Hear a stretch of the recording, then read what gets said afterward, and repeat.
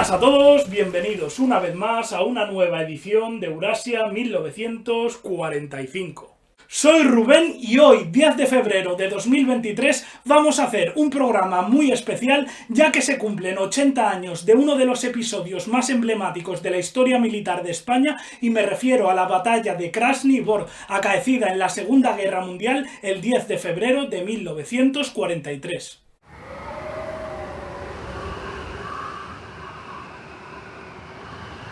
La batalla de Krasny Bor, la más famosa de todas las libradas por la División de Voluntarios Españoles, también conocida como División Azul, está indisolublemente ligada a uno de los planes ofensivos de la Unión Soviética para el sector norte del Frente del Este, que recibió el nombre de Operación Estrella Polar. Veamos.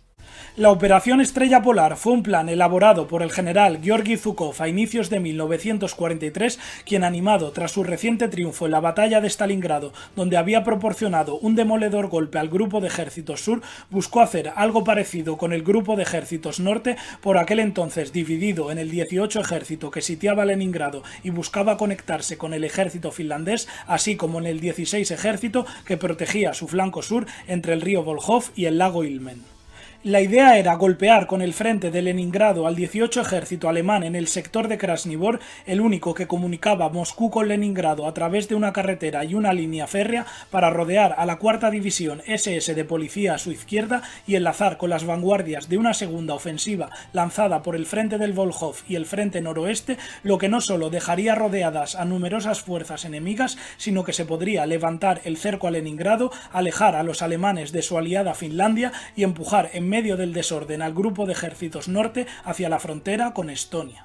Curiosamente, el punto de ruptura en Krasny Bor estaba defendido por la División Azul Española con unos 5.900 soldados en la zona, la cual durante casi todo el primer día tendría que contener en solitario la avalancha enemiga al estar inmovilizada la cuarta división SS de policía a su derecha y encontrarse los posibles refuerzos lejos, como era el caso del 316 Regimiento de Infantería Alemán y la Legión Flamenca con voluntarios belgas al sur, el 659 Batallón Estonio al suroeste o mucho más abajo el 502 Batallón de Carros Pesados con 3 tanques Tiger. El hecho de que los defensores fueran a ser españoles hizo confiarse al Estado Mayor soviético, pues Zhukov creyó que se repetiría lo ocurrido en las operaciones Urano y Pequeño Saturno de la batalla de Stalingrado, cuando sus fuerzas habían arrollado con facilidad a los tercero y cuarto ejércitos rumanos, al octavo ejército italiano y al segundo ejército húngaro, cuyas unidades compuestas por soldados pobremente armados y desmoralizados se volatilizaron. Sin embargo, y a diferencia de los demás socios de los alemanes, la situación de los españoles era muy diferente por 3 razones. Primero, la División Azul estaba dotada al 100% con equipo y armamento alemán de última generación y muy superior al soviético, cosa que no había sucedido con los rumanos, italianos o húngaros al estar suministrados por sus propios países, a veces con armas de la Primera Guerra Mundial o la década de 1930. Segundo, en comparación con las tropas rumanas, italianas o húngaras que formaban parte del programa del servicio militar obligatorio de sus países y no entendían bien qué hacían en Rusia, los españoles eran todos voluntarios y fervientes anticomunistas, sin obviar con que ardían en deseos de venganza hacia el comunismo tras lo ocurrido en la Guerra Civil Española, por lo que su moral de combate era altísima. Y tercero, la División Azul era de todas las divisiones del Grupo de Ejércitos Norte la más numerosa, estando en cifras por encima de cualquiera de las alemanas, por lo que sin saberlo los rusos iban a dar de bruces con la unidad más grande en tamaño de todo el teatro de operaciones. La masa de choque para golpear a los hispanos fue el 55 Ejército del general Vladimir Sverdlov, quien reunió a 44.000 soldados, 117 tanques y 1.000 piezas de artillería que de este a oeste se desplegaron del siguiente modo. Sobre el ferrocarril Leningrado-Moscú, la 43 División de Fusileros empujaría a través de la línea de tren y sobre el centro, el general Nikolai Simoniak ejecutaría la maniobra principal con las 45 y 63 divisiones de guardias más los tanques de la 122 Brigada Blindada, cuyas fuerzas provocarían la ruptura por Krasny Bor y embolsarían a la 4ª División SS Politsey. Al mismo tiempo, en su flanco, la 72 División de Fusileros presionaría por el río Izora, mientras que justo al lado, la 53 División de Fusileros actuaría a modo de tapón. El general toledano Emilio Esteban Infantes, comandante de la División Azul, desplegó de este a oeste al 262 Regimiento, que incluía al 1er Batallón y a la Compañía de Esquiadores en el talud sobre el ferrocarril de Leningrado a Moscú, al 2º Batallón en Krasny Bor y al 3er Batallón y al Batallón de Reserva junto al río Izora, además de estar el 269 Regimiento en el extremo occidental, mientras que a sus espaldas situó en la ciudad al Batallón de Zapadores y a su izquierda a las reservas del 263 Regimiento con los grupos anticarro y de exploración. Analizada la situación sobre los prolegómenos de la Operación Estrella Polar, vayamos a la batalla de Krasny Bor. A las 6:45 horas del 10 de febrero de 1943 comenzó la Operación Estrella Polar, cuando más de 800 piezas de artillería del Ejército Rojo, entre cañones, obuses, morteros pesados y lanzacohetes Katyusha, devastaron las posiciones de la División Azul en Krasny Bor, en conjunción con una serie de mortíferos bombardeos efectuados por la aviación soviética. Los 36.000 proyectiles disparados, que batieron el récord de ser la mayor cantidad de fuego lanzada contra el ejército español en la historia, sepultaron las primeras líneas, rompieron los alambres y provocaron a las compañías de vanguardia una verdadera sangría al registrar entre un 50 y un 80% de bajas en sus filas.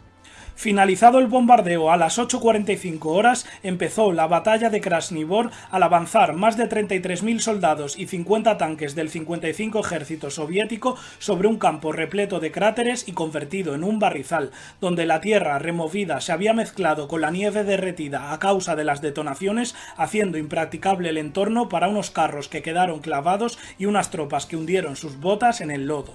Aquel penoso progreso en hilera por parte de los soldados rusos, muchos de ellos medio borrachos tras haber ingerido vodka, les convirtió en blancos fáciles para los defensores españoles, quienes con sus ametralladoras MG-34 y algunas letales MG-42 cegaron y masacraron a millares de soviéticos sobre tierra de nadie. Una vez neutralizada la infantería de la primera oleada, los hispanos se ocuparon de los tanques que habían quedado aislados de sus tropas, los cuales fueron destruidos con certeros impactos de cañones anticarro o cócteles Molotov. Durante esta fase de la lucha hubo algunos actos muy heroicos, como en la Cresta, donde 40 españoles resistieron a costa de sufrir 18 bajas, pero infligiendo a los soviéticos más de un centenar de muertos y volar 3 de sus tanques. También en uno de los polvorines de municiones, el voluntario gallego Antonio Ponte Anido, de 20 años, se inmoló volando a un carro KV-1 con una mina adherente, una acción por la que póstumamente fue condecorado con la Cruz Laureada de San Fernando.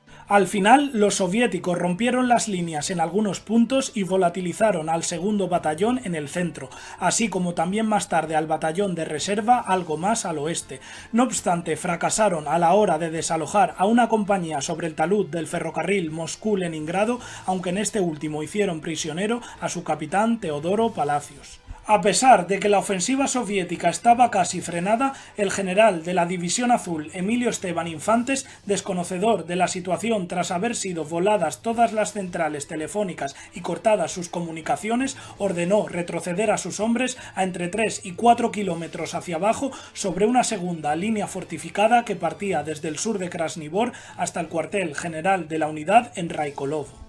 Dentro de Krasny Bor, la lucha se prolongó todo el día, calle por calle y casa por casa, a veces con luchas cuerpo a cuerpo a la bayoneta, manteniendo los españoles las posiciones al sur del casco urbano. Mientras tanto, al oeste, en el río Izora, las vanguardias soviéticas llevaron a cabo la mayor perforación, amenazando el cuartel general en Raikolovo, pero tras movilizar a todo el personal disponible, los hispanos les frenaron en seco. A media tarde, la Operación Estrella Polar ya había fracasado por completo, por lo que una vez los mandos alemanes tuvieron una idea clara de la situación, movieron a sus reservas, que con las últimas horas del día empezaron a relevar a las unidades españolas más castigadas. Aquel fue el caso del 659 Batallón de Infantería Estonio, que fue enviado al río Izora, como también otras unidades germanas que reforzaron el flanco sur, como el 316 Regimiento de Infantería Alemán y la Legión Flamenca, a las que desde el cielo se sumaron oleadas de bombarderos en picado Stukas.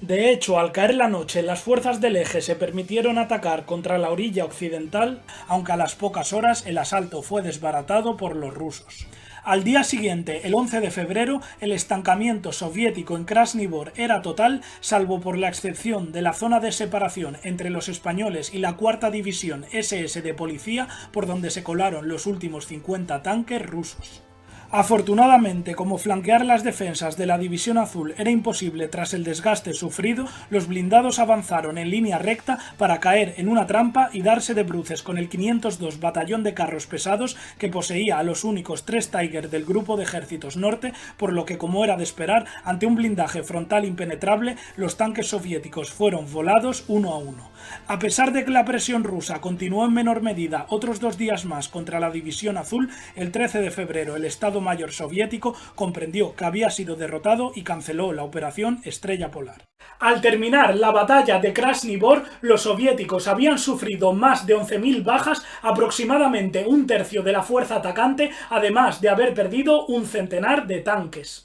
Los españoles, por el contrario, en 18 horas de combate encajaron un total de 2.553 bajas, entre 1.127 muertos, 1.035 heridos, 91 desaparecidos y unos 300 prisioneros, lo que fue la cifra más alta de fallecidos sufrida por el ejército español en un solo día durante una campaña exterior en el siglo XX. Sin duda alguna, la batalla de Krasni Bor fue un triunfo táctico de las tropas hispanas, pero también una victoria estratégica, ya que hicieron fracasar la operación Estrella Polar, salvaron al Grupo de Ejércitos Norte de sufrir un embolsamiento similar al de la batalla de Stalingrado y, sobre todo, permitieron al Eje seguir sitiando Leningrado un año más hasta su retirada definitiva a principios de 1944. Y bueno, antes de acabar, recomendar un libro que más bien es un atlas y que ya tiene sus añitos con la editorial Susaeta y que por supuesto es del gran Carlos Caballero Jurado. ¿Cómo no? Se titula Atlas Ilustrado de la División Azul y bueno, pues narra toda la historia de la unidad desde su creación, su formación, el reclutamiento, luego el historial operativo en el Frente del Este del año 1941 a 1943, su disolución y posterior historia de los veteranos. Y bueno, enseño unas imágenes porque está muy bien, tiene mapas, aquí por ejemplo un mapa de Krasni Bor, del tema que hemos hablado hoy, con ilustraciones a color, o sea, más planos, más mapas, fotografías en blanco y negro, fotos sacadas en el lugar de los hechos actuales y luego fotografías a color de la Segunda Guerra Mundial como esta. Así que, aunque sea un libro antiguo, yo os lo recomiendo. Y hasta aquí el programa de hoy sobre este 80 aniversario de la batalla de Krasni Bor, que espero que os haya gustado y hayáis aprendido mucho. Como siempre, invitaros a suscribiros a este canal, a darle a like, a dejar vuestro comentario en la caja, a compartir el vídeo y sobre todo a visitar mi página web www.eurasia1945.com. Adiós.